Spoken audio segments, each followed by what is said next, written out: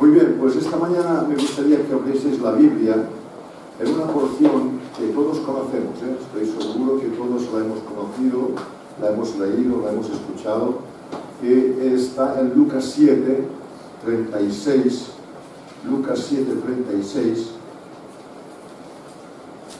al 50. ¿Quieres leerla, por favor, Sebastián? Lucas 7, 36 al 50.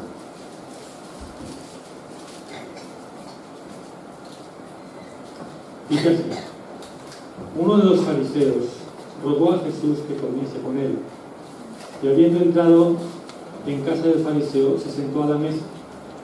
Entonces una mujer de la ciudad, que era pecadora, al saber que Jesús estaba a la mesa en casa del fariseo, trajo un frasco de alabastro con perfume, y estando detrás de él a sus pies, llorando, comenzó a regar con lágrimas sus pies, y los enjuagaba con sus cabellos, y besaba sus pies, y los ungía con el perfume.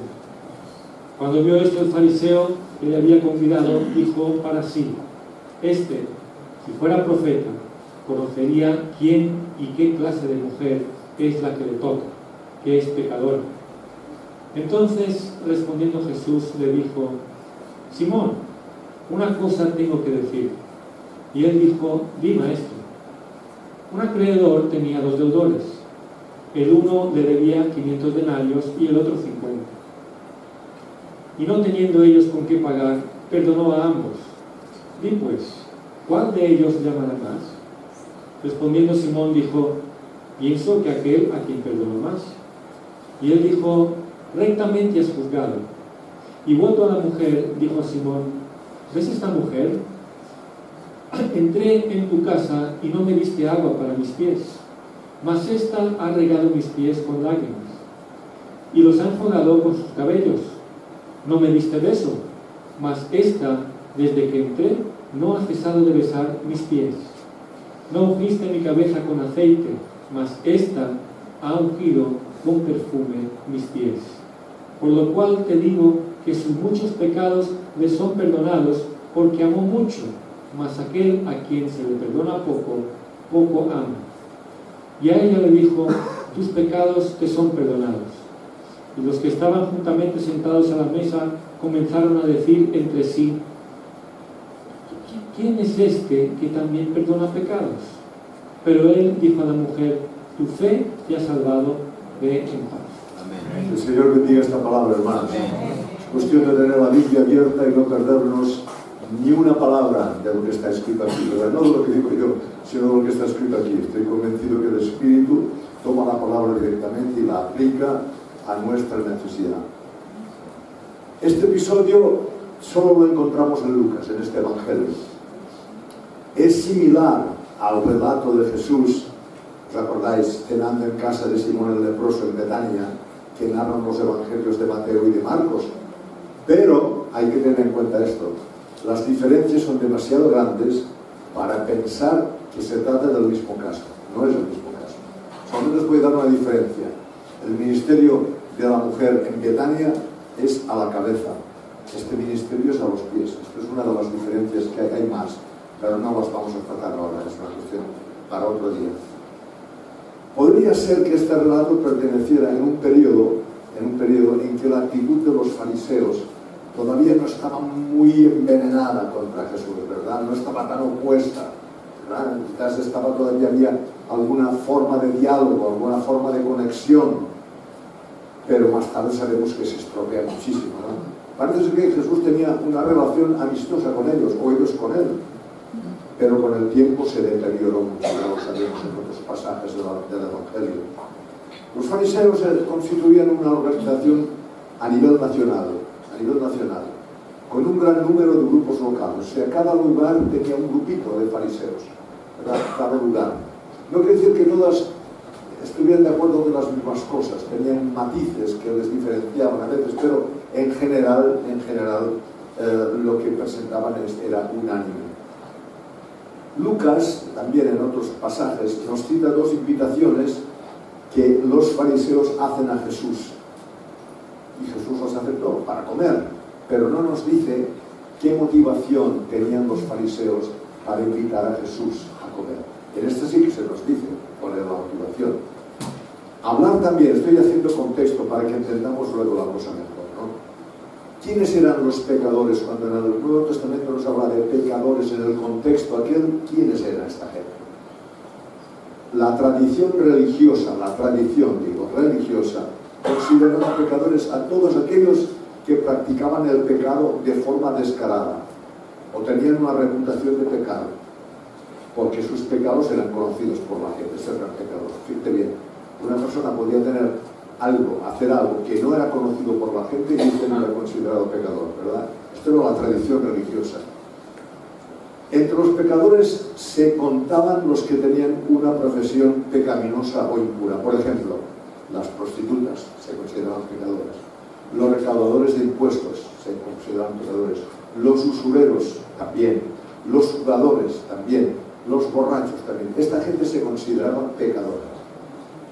Los malhechores y los criminales, gente que había cometido graves delitos, estos eran considerados pecadores. Pero fijaos bien, como os he dicho antes, era la tradición religiosa que los considera pecadores. La Biblia, Dios considera pecadores a todo aquel que ha desobedecido la ley de alguna manera u otra, sea más o menos escandalosa, es pecador, ¿verdad? Y entonces, ¿qué ocurría con estos pecadores? Eran excomulgados de la sinagoga. ¿Qué quería ser excomulgado de la sinagoga? Representaba que eran excomulgados, eran sacados de la comunidad religiosa a la cual pertenecían. Y los fariseos los despreciaban, no querían saber nada con ellos, los alejaban y recomendaban no tener relación con ellos. Fíjate bien, ¿eh? Cuando una persona había sido excomulgada de la sinagoga, era como un bicho raro que andaba por ahí y se decía: no te acerques a este, no te acerques a otro, no te acerques a esta mujer, no te acerques a este hombre. Y entonces hay otro tema, para ya ir terminando con el contexto, que me gustaría que viéramos. ¿Quieres poner, por favor, el Pablo? Que no es un Pablo, es una presentación. Sí, es un Pablo, pero me lo hizo una hermana, porque yo no lo sé hacer. Un hermano me lo hizo. ¿Quieres poner la otra, por favor? ¿Reconocéis este cuadro? Sí. ¿A qué lo habéis visto en algunos comedores de casas? ¿A qué sí que lo habéis visto? Es muy reconocible este cuadro, ¿eh? Es de Leonardo da Vinci, lo hizo en 1498. Y yo no dudo de que Leonardo da Vinci tenía un gran arte, era un gran artista, no lo dudo, no lo pongo en duda, pero lo que os digo una cosa es que Leonardo da Vinci no tenía ni idea de lo que era el contexto judío en aquel momento, pero ni idea. Y todo el rollo que se escribió en los años 80, el caso da Vinci, todo el rollo, es totalmente sin sentido, ¿verdad? Pero fíjate, Leonardo pintó este cuadro. ¿Quieres pasar a la otra? Mira, en este cuadro se ven los pies de los que están sentados a la mesa. ¿Lo veis? ¿Veis? Los pies de los que están sentados a la mesa. Pero no tiene nada que ver con lo que era un banquete en tiempos de Jesús. Porque en tiempos de Jesús estoy hablando de un banquete, no de una comida en casa normal y corriente, sino un banquete en tiempos de Jesús, ¿verdad? Era de otra manera, se hacía de otra manera. ¿Quieres ponerme la próxima, por favor? Esto era un banquete en tiempos de Jesús. Eso se llamaba un triclinium, que es decir, 3 mesas, ¿verdad? Así, y un espacio en medio para poder servir la comida. Y la gente se recostaba, no comían sentados como nosotros. Estoy hablando del banquete, hermanos. Sino que estaban recostados así, yo sé cómo se lo hacían, muy incómodo para el estómago, y para que el que tenía un poco de barriga como yo debía ser fatal. Imagínate todos apoyados en el brazo izquierdo y con el derecho ir cogiendo la comida que había ahí. Esta era la forma que tenían de comer en un banquete en el tiempo de Jesús. Y veremos luego que esta forma que tiene aquí de comer, que es lo que dice aquí, se recostaron, no dice se sentaron, se recostaron. ¿Os acordáis cuando Jesús dice que estaba recostado Juan en el pecho de Jesús? Aquí se ha hecho toda clase de especulación, para los que no tienen ni idea, pero para los que sabemos que ocurrió de esta manera no es ningún problema, porque claro, si te echas para un lado, te estás acercando al que está aquí, ¿lo veis? Están recostados, como el que dice, ¿verdad? Y fijaos bien, los pies no están debajo de la mesa, están fuera. ¿Qué quiere decir esto? Que acercarte a los pies de alguien es fácil. Voy a ir continuando, pero quiero que cojáis bien el contexto para que lo entendáis, que si no cogemos el contexto es difícil de comprender, ¿verdad? Entonces, los romanos habían puesto de moda esta forma de funcionar, de comer en un banquete. Y muchas minorías, más bien adineradas, acomodadas, de una cultura greco-latina, lo habían adoptado. Pero acordaos que en la última cena Jesús también está celebrando el banquete de esta manera. Están comiendo, sí, ¿verdad? Claro, para nosotros los del siglo XXI no nos cuadra la cosa, ¿no? Y para los americanos que comen en la oficina todo trapo, no sé cómo va a hacer y comer o de pie se come la hamburguesa. Esto es fatal, es incomprensible, pero esto era así, esto era de esta manera. Entonces, la postura corporal no era sentado, era reclinado. Era reclinado. Y cuando leemos la palabra de Dios, nos habla de reclinar, no de sentarse. Y los asistentes que venían al banquete, la gente que había sido invitada, ¿veis? Esta gente de aquí habían sido invitados. Estos banquetes los usaban mucho para después discutir y enseñar enseñanzas morales, enseñanzas religiosas, enseñanzas filosóficas, ¿verdad? Y invitabas a gente a tu casa, invitabas a gente, ¿verdad? Esta gente de aquí eran invitados, pero cuando venía un personaje, especialmente un maestro, un rabí, alguien que tenía una autoridad, que venía de fuera, se les solía invitar a comer, y entonces podían entrar en el banquete la gente que no había sido invitada personalmente. ¿Dónde se metía esta gente? Se metían detrás de los que estaban aquí sentados, de pie. Podían escuchar las discusiones, las conversaciones, las enseñanzas, pero no podían participar. No podían participar.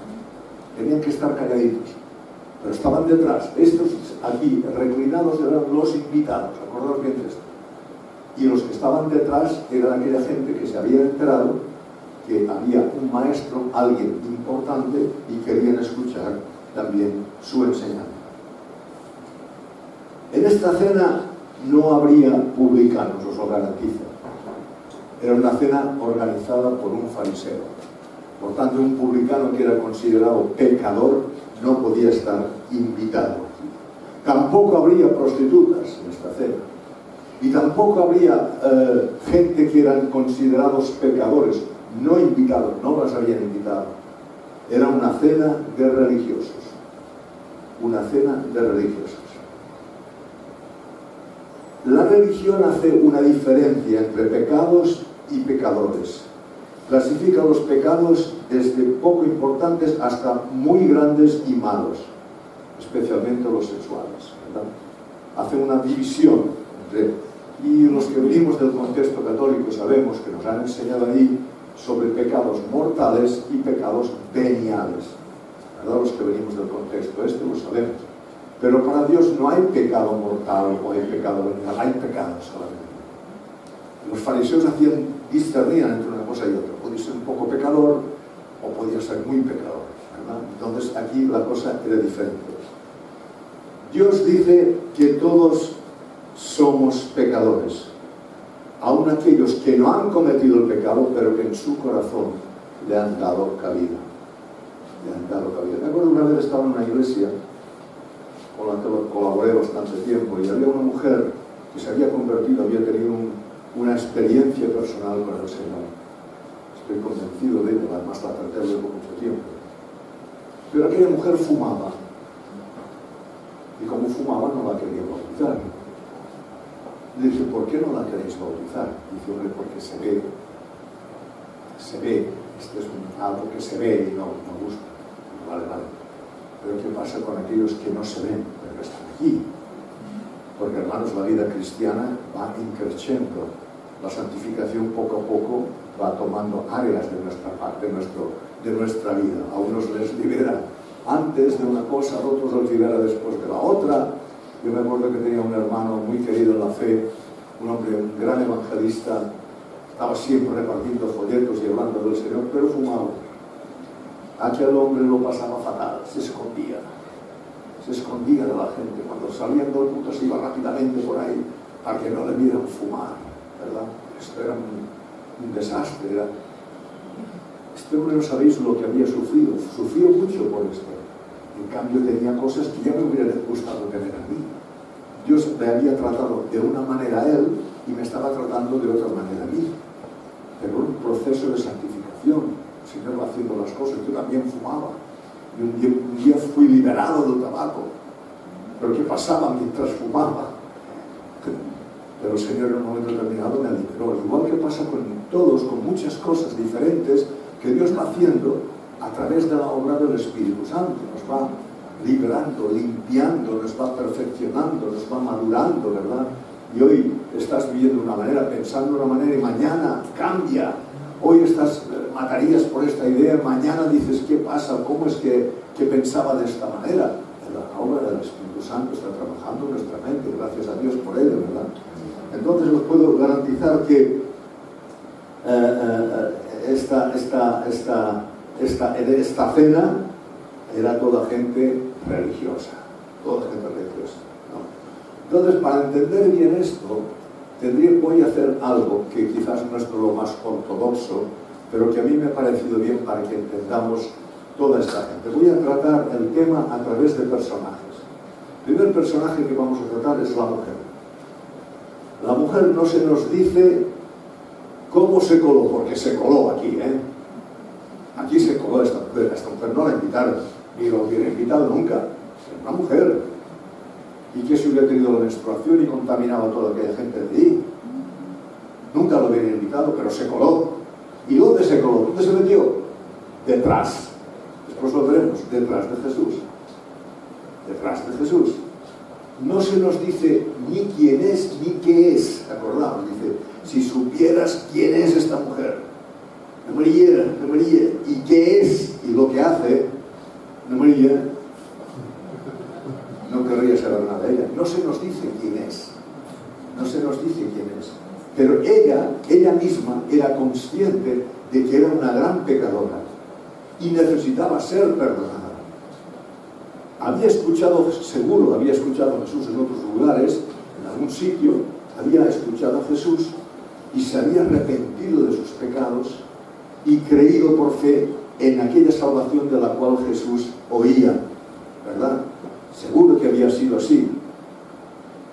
Había recibido a Cristo por la fe, había sido salva por la fe. Y esta mujer, pues, era consciente, pero también era consciente de que había sido perdonada. Lo que era, ya no lo es ahora. Ya no lo es ahora. Su visita no era para arrepentirse, era para agradecer, hermanos. Era una visita para agradecer lo que Dios ya había hecho en su vida a través de Jesús. Esta parte de la palabra no nos habla de arrepentimiento, nos habla de agradecimiento. Entonces, hay algo que es importante que entendamos, hermanos, que muchas veces sacamos nuestras propias conclusiones de la gente, llevados por lo que vemos y oímos de ellas. Esto nos ocurre. Eso es lo que le ocurrió al fariseo. El fariseo ha decidido, si supiera quién es esta y qué es. Y hermanos, el fariseo lo que había pasado es que había ya desechado que esta mujer podía estar en la sinagoga. La había apartado de su corazón. Ya no quería saber nada con esta mujer. No quiere saber nada de ella. Es una mujer que ha sido eliminada del cuadro de relaciones de Simón.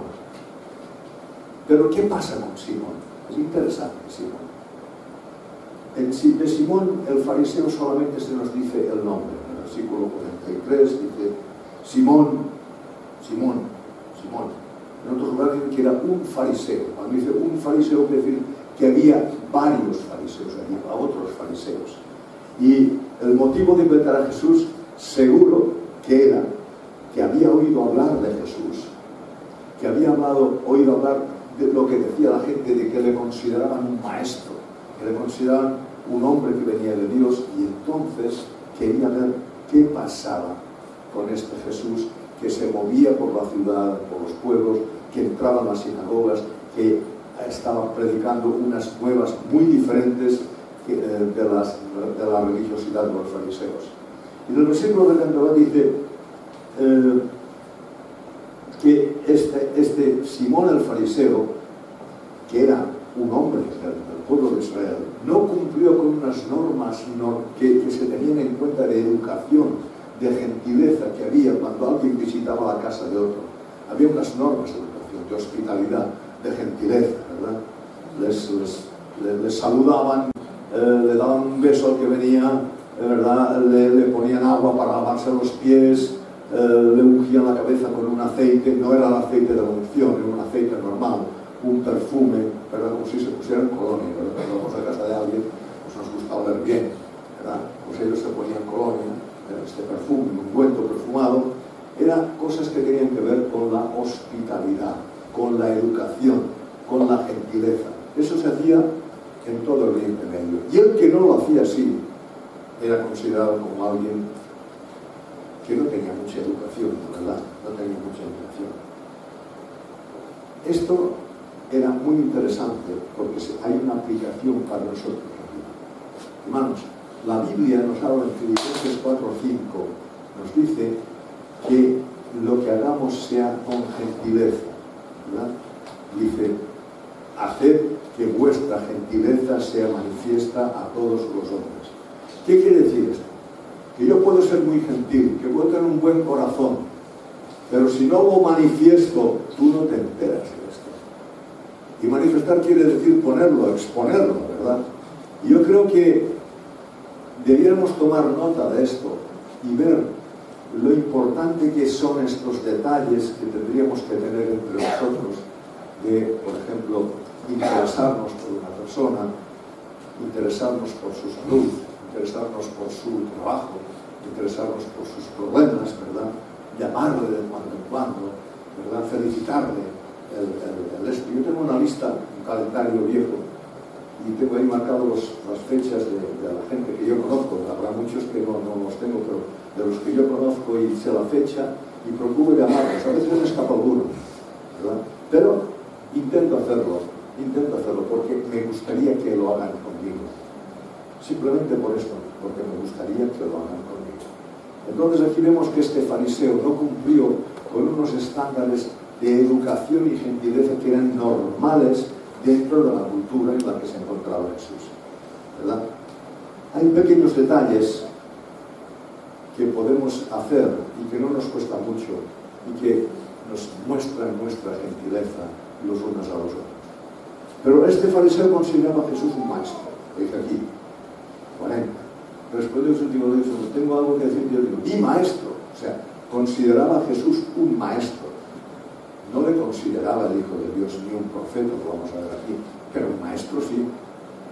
Y hermanos, hay que ir con cuidado, porque en estos momentos hay multitud de maestros que se llaman maestros, pero que su enseñanza, cuando la escuchamos, nos habla de que no son maestros de acuerdo al Espíritu de Dios, porque su enseñanza no cuadra con las enseñanzas de la Biblia.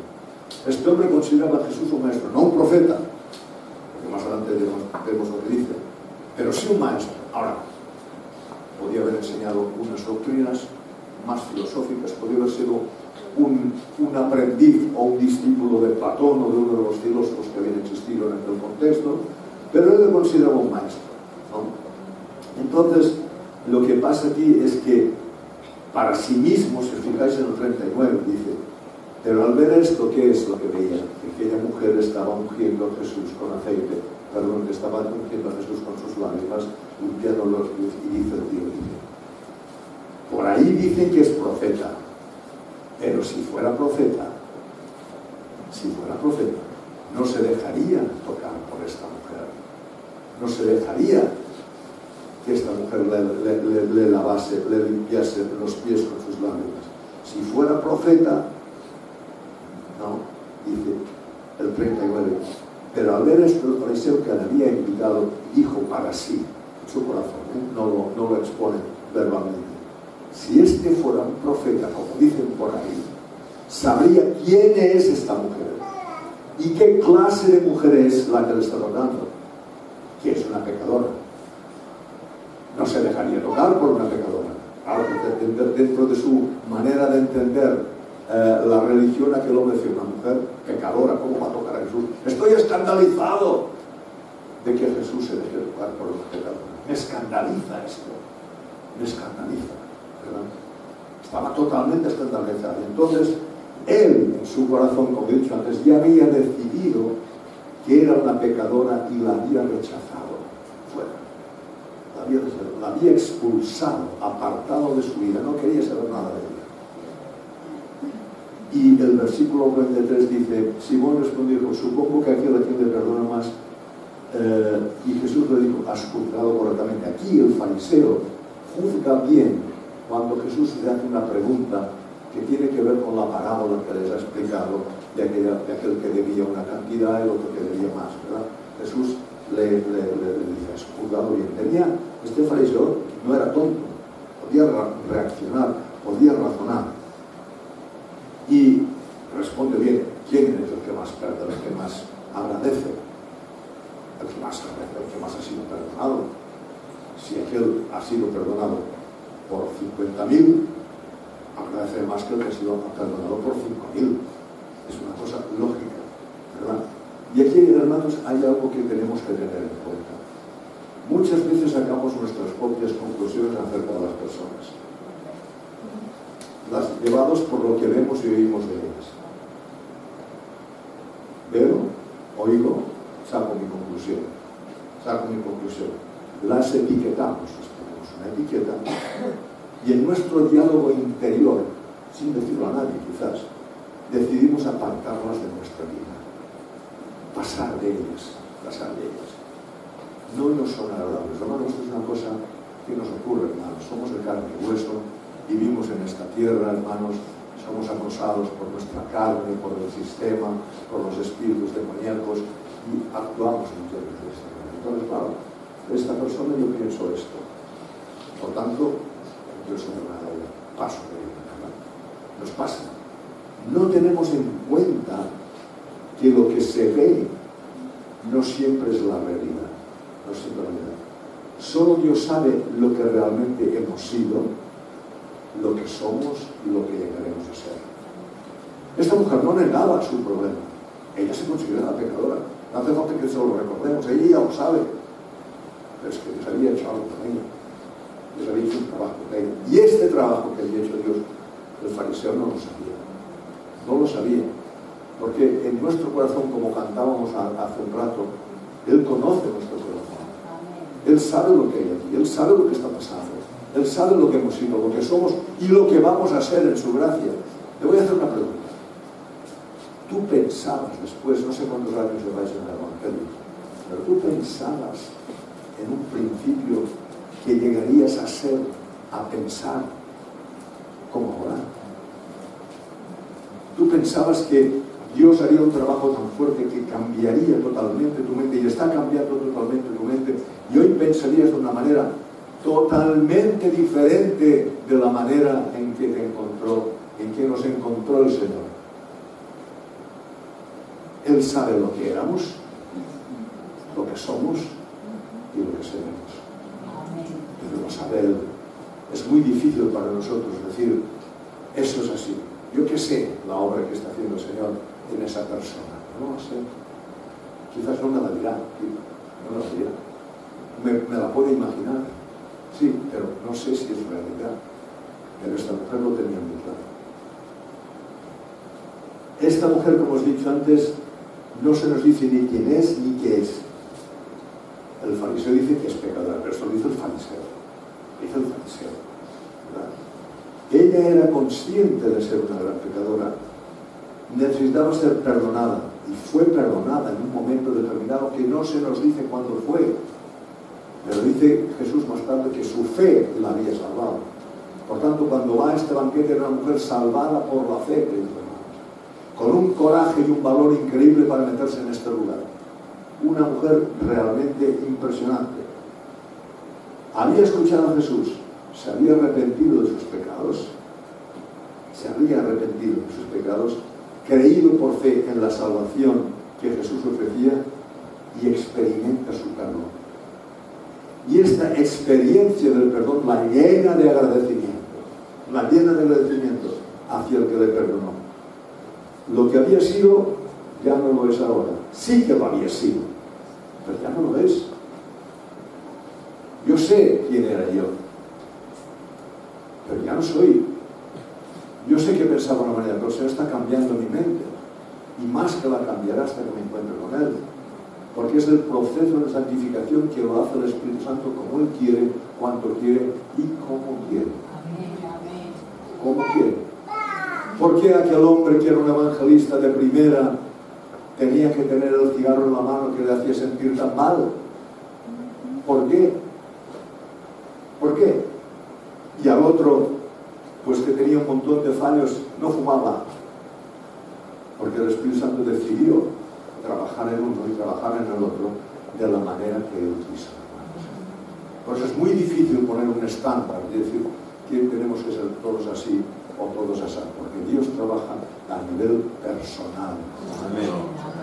Y cuando Dios te da un rema, una palabra específica, en un momento específico, para alguien específico, ¿verdad? En este rema va incluida la posibilidad de obedecer. Fijaos bien. O sea que cuando Dios te da un rema, que es esta palabra que sale del Logos, que sale de la Biblia, ¿verdad?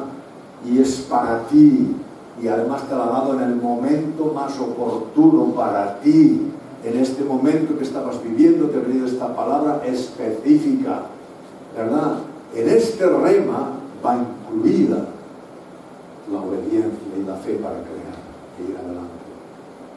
Entonces, hermano, yo que sé cuál es el rema que Dios te da a ti, y tú que sabes del rema que Dios te da a ti. Es muy fácil excluir, etiquetar, no sé, es fácil, a mí me es muy fácil, pero hermano, esto no es exactamente así. ¿Cuál era el objetivo de su visita?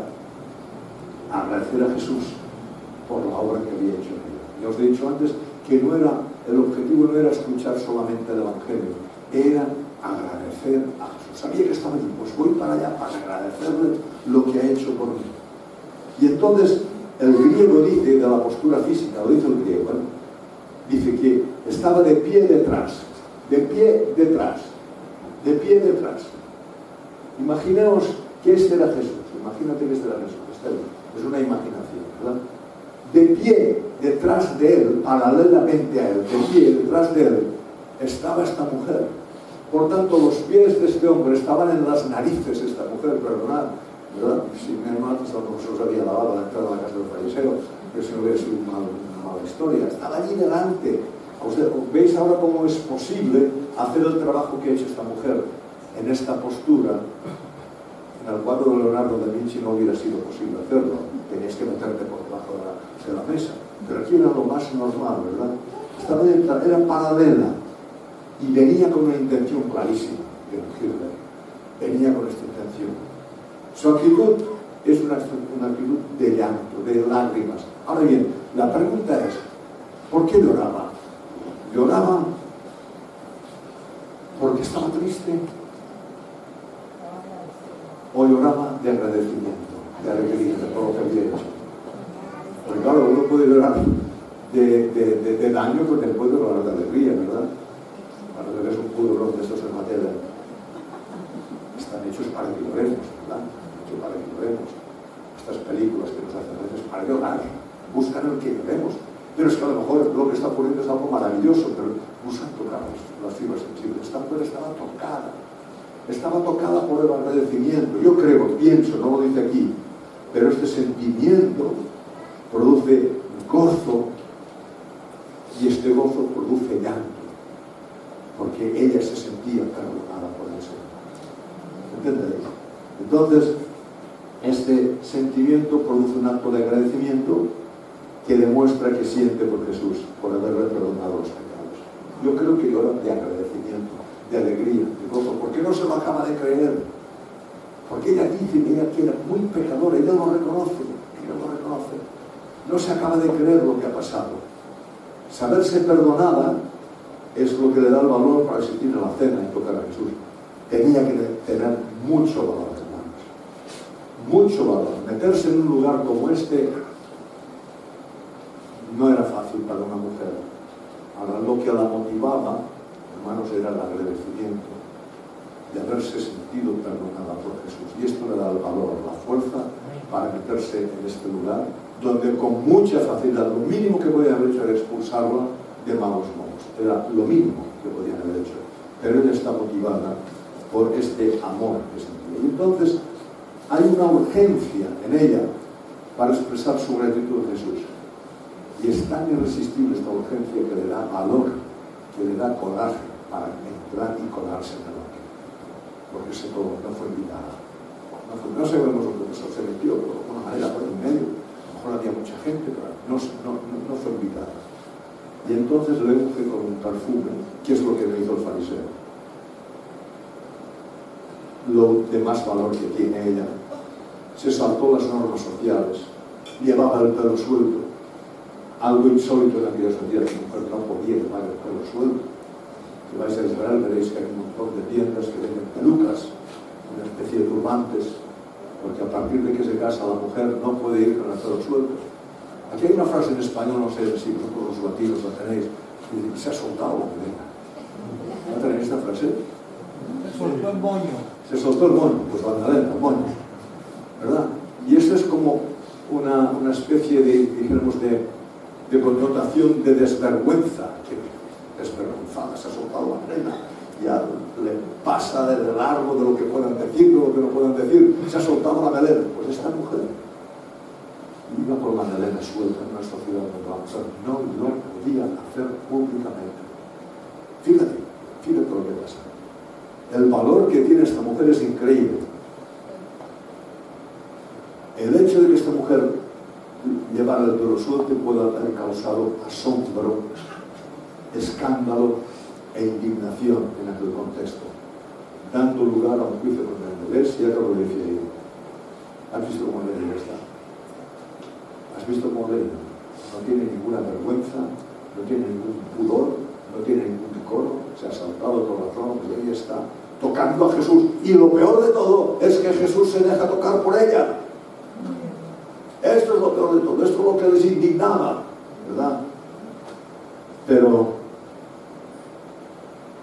la gratitud era lo que lo motivaba. Y hay algo interesante, hermanos, porque algunos eruditos de la palabra, gente que sabe mucho, afirman que en el arameo, que era la lengua en que se expresaba Jesús, en que hablaba Jesús, la palabra gratitud no existe. Entonces se tenía que tomar una palabra que quisiera expresar lo que era esto, pero que no estaba la palabra, tenía que buscar una palabra, y esta palabra era amar. Entonces dice, al que más se le ha perdonado, más ama. Pero lo tenemos que leer así, al que más se le ha perdonado, más agradecido está. Al que más se le ha perdonado, más gratitud tiene, ¿verdad? Al que más se le ha perdonado, más agradecido estará. Jesús acepta la invitación de 1:36, uno de los fariseos que había allá, es el personaje que vamos a ver ahora, para poner en su casa. Esto indica que no hacía mucho. Leví, ¿os acordáis de Leví, el recaudador de impuestos, pecador? Estaba dentro de la lista de pecadores. Leví, que es Mateo, ¿verdad? Le había ofrecido un banquete en su casa. Y allí en aquella casa había un gran grupo de publicanos. Fíjate bien, como podéis imaginar, en la casa de Leví no estaban los fariseos. No estaban los fariseos. Los fariseos no hubieran ido a reunirse en lugar que no eran pecadores. Lo que había en casa de Leví eran publicanos, pecadores, gente rechazada por el sistema. Este era el contexto del banquete que hizo Leví. Pero en casa del fariseo no había publicanos. Cada cosa tiene su lugar. Entonces Jesús aceptó la invitación de Leví. Y allí, en aquel banquete,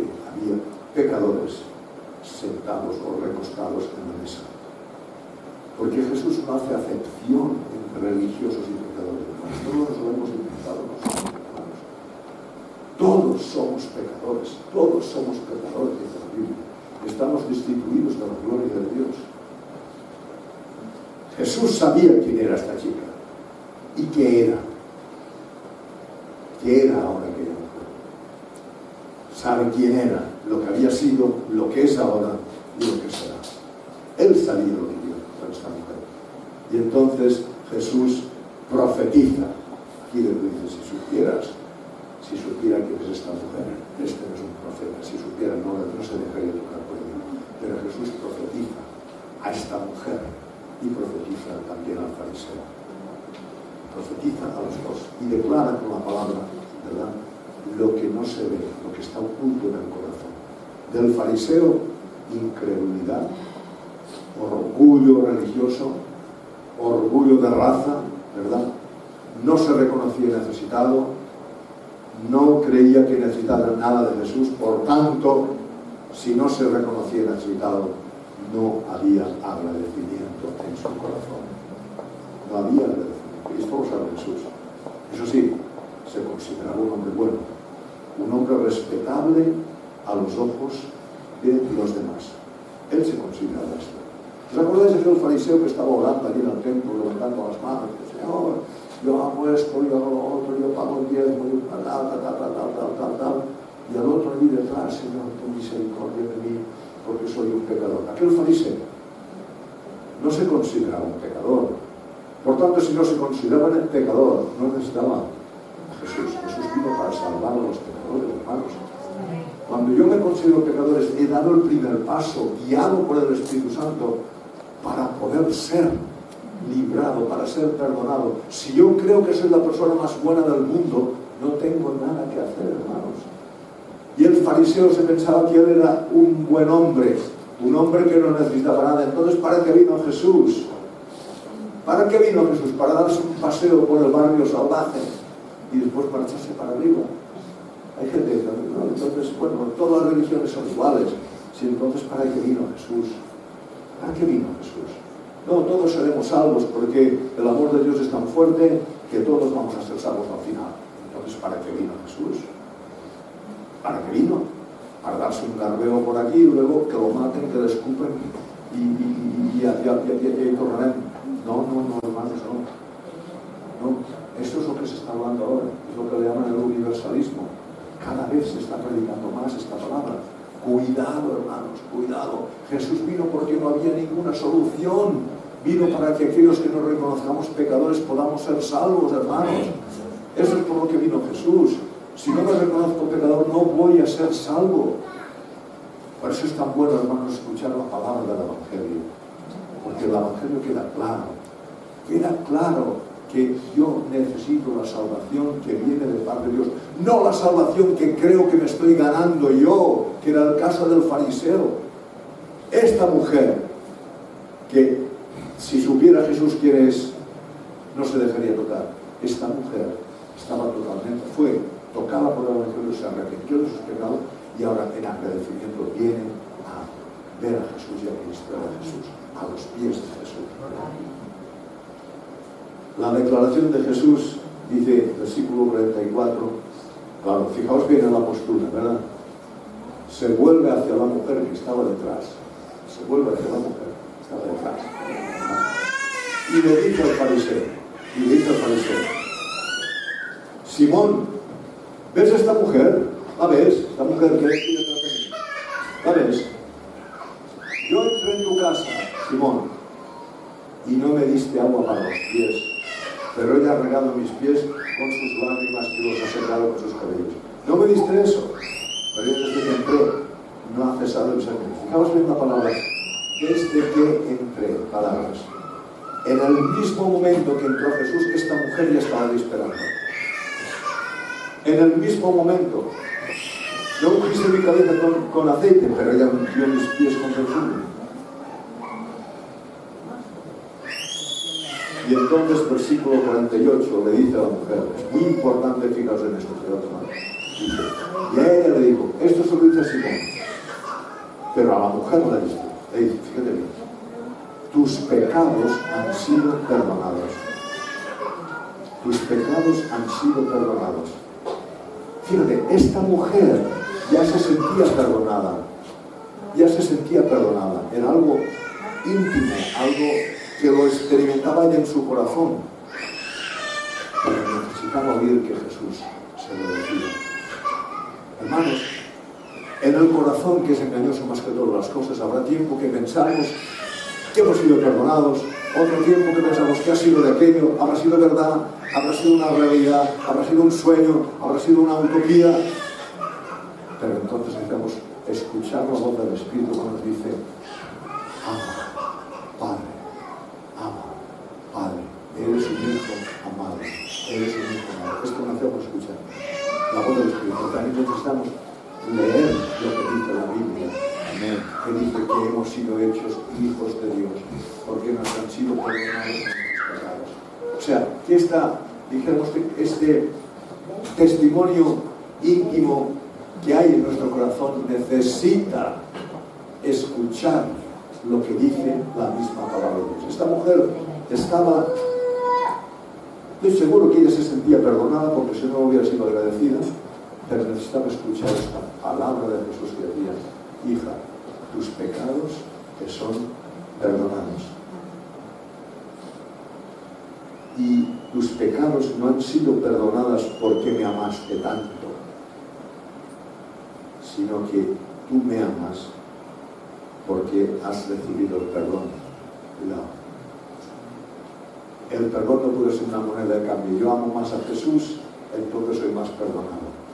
Sino yo soy consciente de este perdón, por tanto esta conciencia me lleva a amar a Jesús. Si no, el amor sería como una obra para ser amados por Dios. Pero esta mujer lo tenía claro, ¿verdad? Y dice: tu fe te ha salvado. Claro, cuando verbaliza esto a esta mujer, la está restaurando a nivel social y público. Acordémonos que este banquete tenía lugar en un lugar donde estaban los fariseos y habían decidido esta mujer apartarla, pero Jesús la restaura. Hermanos, las feministas no se acercan para nada a la obra que Jesús hizo con las mujeres. Esto sí que fue una obra. Eso sí que fue dar la cara. Eso sí fue jugarse la vida.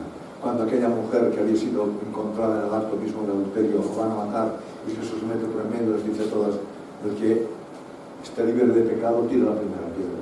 Eso sí que fue valor cuando se encontró en Samaria con aquella mujer en el pozo, allí solas, con aquella mujer que había podido ser criticado y echado, y está ministrando a aquella mujer. Y aquella mujer que se acercó a él cuando tenía un flujo de sangre, que estaba totalmente inmunda desde el punto de vista ritual, y se deja tocar por ella. Jesús se la jugó por la mujer. Se la jugó. No hay ninguna feminista que iguale al trabajo que hizo Jesús. Jesús amaba a las mujeres. El problema es todo este pecado que llevamos dentro, que ha hecho que las mujeres pagasen el precio de la manera que han pagado. Este ha sido el problema. Pero al principio, varón y Eva los creó y los puso en igualdad de condiciones para gobernar. El pecado es lo que ha destruido todo. Y hermanos, si la mujer es reivindicada, no lo será por el feminismo, lo será por Jesús. Allí Jesús se la juega cuando dice: tus pecados han sido perdonados. Y todo aquel grupo de gente que había, que eran fariseos, ¿tú qué dices? ¿De qué vas? Lárgate de aquí. Lárgate, ¿qué dices? Se la jugó. Pero reivindica que el mujer la restaura, la pone encima para arriba. La pone encima de un pedestal que la sociedad le había negado. Jesús es el hombre que se jugó el tipo por las mujeres. Y dice así: tu fe te ha salvado. Lo que la ha salvado ha sido que cuando oyó a Jesús, le creyó y aceptó el ofrecimiento de Jesús por fe. Por fe. Porque en aquel rema que se está hablando y aquella palabra que Jesús está hablando fue tomada por el Espíritu y fue ministrada a la mujer. Y en este rema, en esta palabra, iba incluida la fe para recibir a Cristo y ser salva. Y entonces hay algo que está muy interesante aquí. Dice: Vete en paz, vete en paz, vete en paz. Confía en lo que te digo, estás perdonada, vete en paz. Y hermanos, nos dice Romanos 5:1 que la paz es una consecuencia de la justificación. Habiendo sido justificados, tenemos paz para con Dios. Entonces, y has sido justificada, y has sido salvada, ahora vete en paz, lárgate, vete, vive tu vida. Y el verbo, es muy interesante el verbo que se usa aquí en el griego, porque en sentido figurado indica un camino, la forma de caminar, la forma de conducirse, la forma de vivir de una persona. ¿Sabéis cómo lo traduciríamos? Podríamos traducirle: vive tu vida en paz. Vive tu vida en paz. Vete, vive tu vida. No la vida del otro, no la vida que te imponen, tu vida, pero vívela en paz, porque has sido justificada y has sido perdonada y has sido salvada. Amén. Interesante, ¿verdad? Amén. Vive tu vida en paz, tu conducta, la forma de hacer las cosas. No te dejes que te machaquen, no te dejes que te creen mala conciencia, no dejes que te obliguen, no te dejes que te extorsionen. Vive tu vida en paz. Que nadie, ni tú misma, te quita la paz, porque es un fruto de la justificación. Amén. Si es un fruto de la justificación, no permites que nadie te quite la paz. Rechaza cualquier intromisión, sea de ti misma, sea de los demás, sea de los espíritus de la vida. Porque al fin y al cabo, la palabra de Satanás quiere decir acusador. La acusación viene de parte de Satanás. El espíritu no nos acusa, el espíritu nos convence a hacer las cosas para que hagamos lo que tenemos que hacer. Hermanos, yo creo que hay una palabra que a mí me gusta mucho, que hace muchos años que la tengo y la aplico, la intento aplicar. A veces estoy tan loco que no la aplico, pero vaya, cuando puedo la aplico. Dice en 1 Juan 3, 19-20: en esto conoceremos que somos de la verdad y se tranquilizará nuestra conciencia ante Él. Pues si nuestra conciencia nos reprocha, pensemos que Dios es más grande que nuestra conciencia y que lo conoce todo. Puede haber momentos que mi corazón me puede estar engañando, pero entonces cuando tengo que ir, ¿qué dice Dios? ¿Qué dice Dios?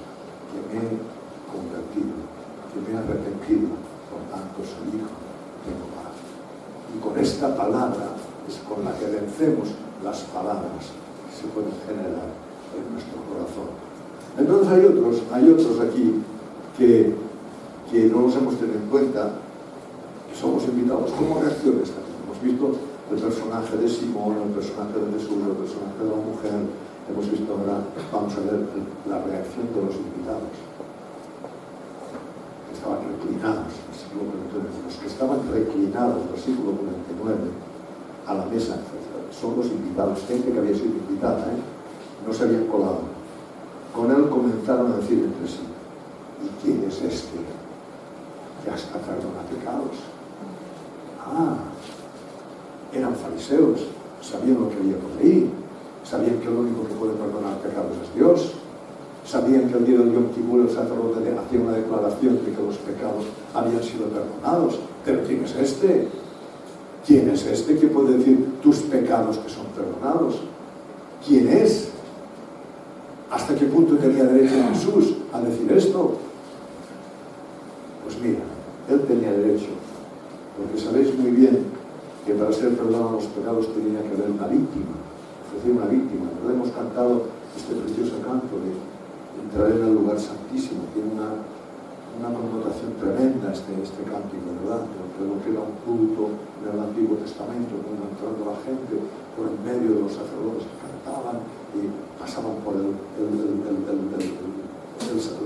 altar del sacrificio. Allí había un animal que había muerto, representando que moría en su lugar, ¿verdad? Y en fe creían que cada animal que moría representaba a ellos. Es muy bonito este cántico. Yo hace muchos años que lo cantamos, no es nuevo, pero es de estos cánticos que para mí son importantes, ¿no? Entonces, ¿qué pasa con Jesús? ¿Tenía derecho Jesús a decir esto? Pues yo creo que sí, hermanos. Porque es verdad que no se había matado a un animal diciendo: este que muere me representa a mí. pero es que Jesús era el Cordero que iba a morir, tenía derecho a decir esto, porque yo soy el Cordero que voy a morir por ti. Yo soy el Cordero, tengo derecho a decir tus pecados me son perdonados, porque tus pecados me son perdonados, porque yo voy a morir en tu lugar, por tanto tus pecados te son perdonados. Él mismo es la ofrenda, pero él mismo es el sacerdote, el que ofrenda al animal. Por tanto tenía derecho a declarar, como hacía el sacerdote, después de matar al animal, que tus pecados te son perdonados, porque yo soy la ofrenda y soy el sacerdote. Por tanto, aquella que me dice, ¿y quién es este para decir esto? Sí que es la ofrenda por el pecado y el sacerdote que ofrece la ofrenda a Dios. Y después dice, tus pecados te son perdonados. Increíble, hermanos. Entonces, hermanos, una vez más se confronta el legalismo religioso con el amor y la misericordia de Dios. ¿Dónde estamos nosotros? Viviendo en la acusación, fruto de nuestra vida pecaminosa, estando pendientes de nuestras emociones, de lo que dicen los demás y lo que dice el diablo. ¿Estamos así en esta situación? ¿O estamos disfrutando de la nueva vida recibida al aceptar a Cristo y en agradecimiento, entregándole lo mejor de nuestro Señor? ¿En qué lugar? Estoy todavía dejándome marear por las acusaciones y tal, yo soy, tú eras, yo era, sí, ya sé lo que soy. Mi hermano siempre me lo recordaba lo que yo había sido. Tenía razón, pero ya no era aquel. Yo no podía estar pendiente de lo que me decían los demás. Yo sé quién es el Señor.